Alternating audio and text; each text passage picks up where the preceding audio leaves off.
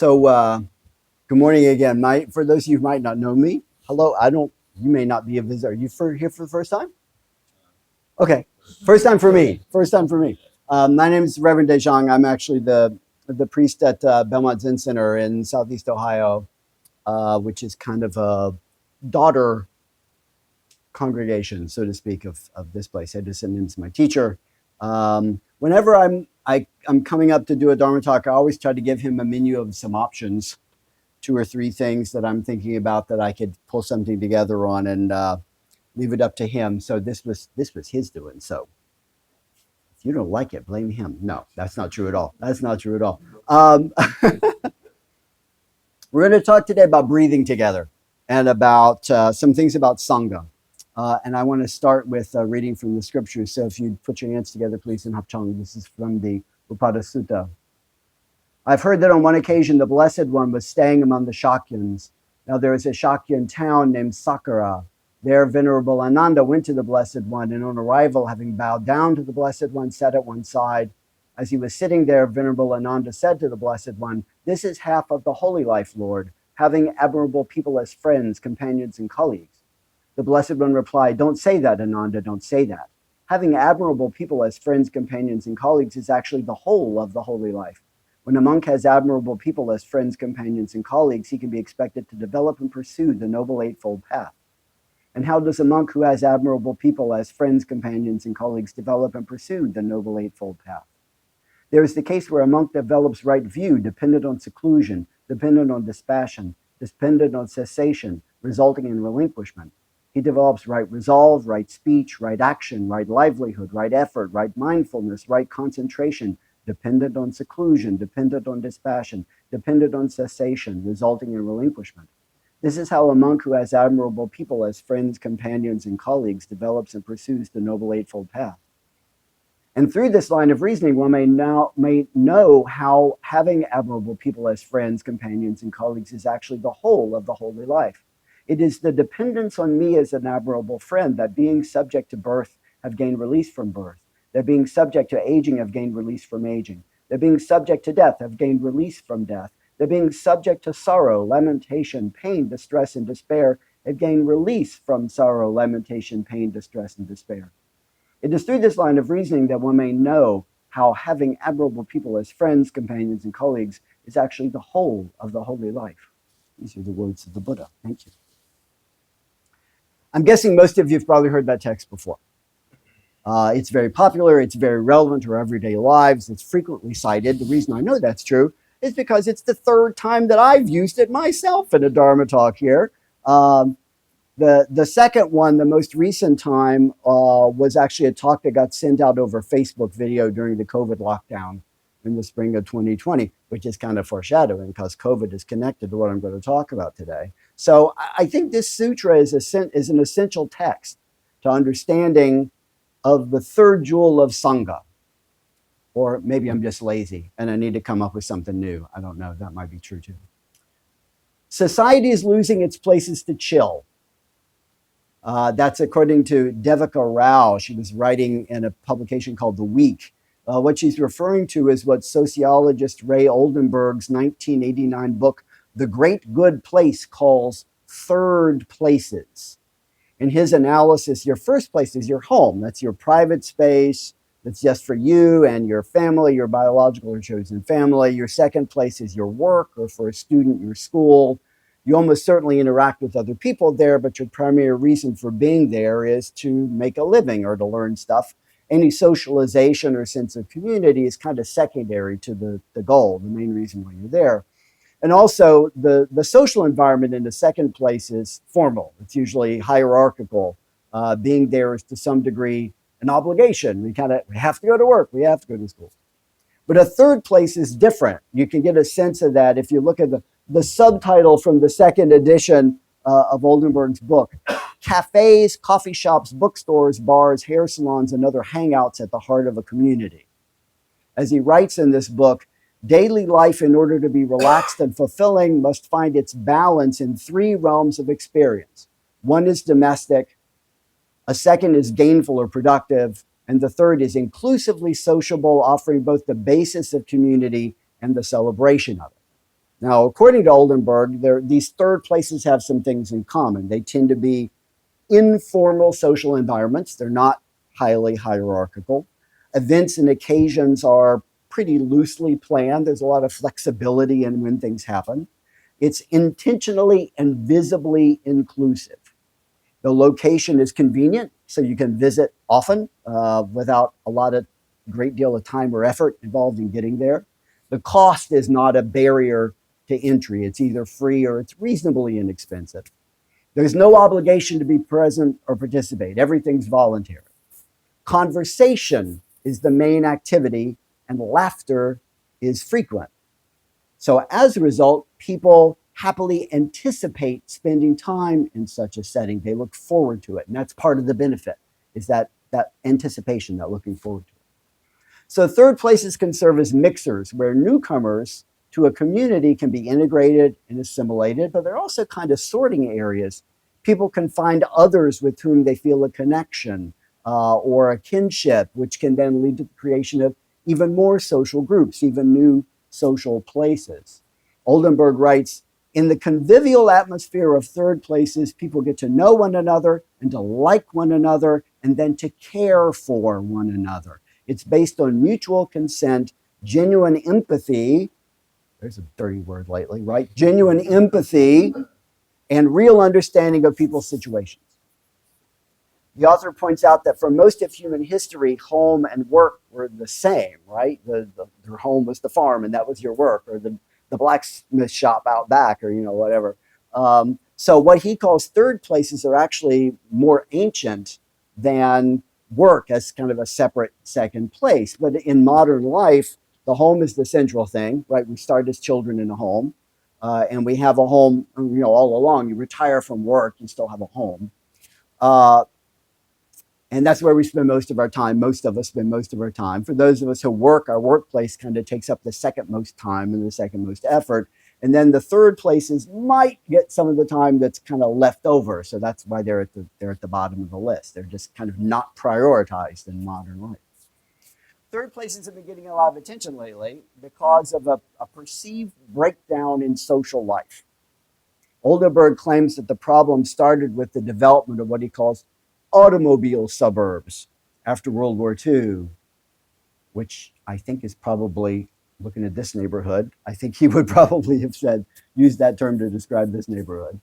This led to the decline, he says, in both small towns and urban neighborhoods, both of which had lots and lots of examples of these third places. They were just replete with them.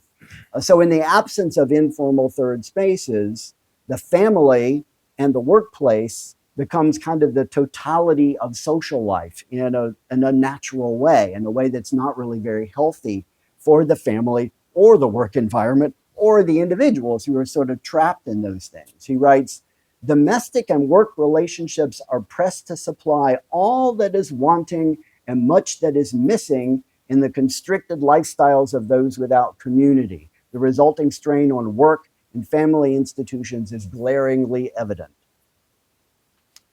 There's some pollster work that's been done, some polling that's been done showing that the time that Americans spend with friends in a given week was really stable for decades, 6.5 hours a week average across America. And that was a very consistent number for a really long time. And then between 2014 and 2019, it dropped to 4. So there's a huge drop off in a very short period of time. The COVID pandemic kind of added insult to injury on that, further undermined our sense of conviviality, our connectedness. And the perception of a lot of social researchers looking into this is we haven't recovered. Things are not really improved much since that time. Oldenburg writes, increasingly, America's citizens are encouraged to find their relaxation, entertainment, companionship, even safety, almost entirely within the privacy of homes that have become more a retreat from society than a connection to it. The course of urban development in America is pushing the individual toward that line separating proud independence from pitiable isolation. Oldenburg makes a lot of comparisons. It's really specifically, he's writing about American culture because he makes a lot of comparisons between American culture and other cultures, especially European culture. He writes that opinions lean toward the view that the causes of stress are social, but the cures for stress are individual. And he says that's not the same in Europe. If you look at Europeans, how do Europeans unwind? Europeans tend to unwind in community, right? They go to the beer garden, they go to the bistro, right? But Americans, we tend to retreat from the social world to recuperate. While others, this is a quote from the book too, while others take full advantage of their freedom to associate, we glorify our freedom not to associate. In fact, in a lot of ways, he says if you look at zoning laws that are developed across America, it almost makes it impossible to have third spaces. It's kind of illegal in some ways to create these kinds of spaces. By comparison, the author uses the coffeehouse culture that developed in England in the 18th century as kind of a great example of a third space. And that brings up something interesting because similarly, lots of good examples of third places are ones where people pay for a service, but they can also just kind of simply hang out in an informal way as well. If you think about the role of barbershops and beauty parlors in African American culture, if you think about pub culture in the UK and Ireland, you go there and you buy a drink or you buy a little food, but you don't have to keep buying to stay. You can hang out for hours and hours and hours and nurse that one beer or buy a sandwich you needed and then just hang around for a long time and sing and play music and do whatever you want to do. If you think about those kind of commercial third spaces, though, the author says that they're fragile. You may not really be able to count on them. Things can change. Businesses can close. Actually, a great illustration of this here in America is what Starbucks did in January, right? Starbucks for 7 years had this open door policy. Anybody could go to a Starbucks and just hang out. And then in January, they said, nope, you got to buy stuff. Right? You can't just hang out here. You have to buy stuff. And if you want to stay, you have to keep buying stuff. You can't even go to the bathroom without buying stuff. So they totally changed their policy. And there's an example of some people lost a hangout spot. They didn't have anywhere to go anymore. Some third places obviously are free. The author mentions like parks, playgrounds, places like that. I've been a country boy my whole life and lived in little tiny rural towns. But my guess is that in city places, the dog park probably is a really good example of that. People who take their pet to the dog park, allegedly it's for the pet's needs, but really you end up meeting other pet parents there and hanging out. And the community that kind of develops that social aspect is a side benefit that probably a lot of people appreciate about that. So this is a religious community. Then there's an obvious question there. Can a religious community be one of these third places? Can it function in this way? So if you look at the book, Oldenburg's only mention of religious institutions in America is as a force that interfered with the development of secular third spaces. They didn't want people going to baseball games. They didn't want to have dance halls in town. They didn't want to have movie theaters. They didn't want people getting together for card games. They didn't want people to go to hang out at the pool hall, those sorts of things. Now, partly this was on moral grounds. They didn't like the things that went on in those places. But partly it's also motivated by clergy who wanted the church, because, at the time period we're talking about, it was all church, right? They wanted the church to be the only place in the community where people were able to socialize, to keep the people and the donations coming to the church. So the way he writes about it is they sought to ensure the life of the church at the expense of the life of the community. A religious community, I don't think it's automatically a third place, but I think if there's some kind of intentionality behind it, if you're kind of purposeful about it, it can be a third place, I think. Attendance and participation may not always feel voluntary. Some of us came out of previous religious traditions where there were, and this was the exact phrase, holy days of obligation. So if there's an obligation there, that's not necessarily very voluntary. What we're doing right now is kind of formal. Clearly, it's hierarchical. So how much is that really like a third place? The service at the moment certainly wouldn't feel like it would be a third place. In many religious community, there's an expectations of financial contribution, and that could be a substantial barrier, and that can make the community feel exclusive rather than the kind of radical inclusivity that Oldenburg is talking about. So I think that at its best, a religious community should be a third place in the way he's describing it. There are some limitations, though. I'm thinking about this temple in particular.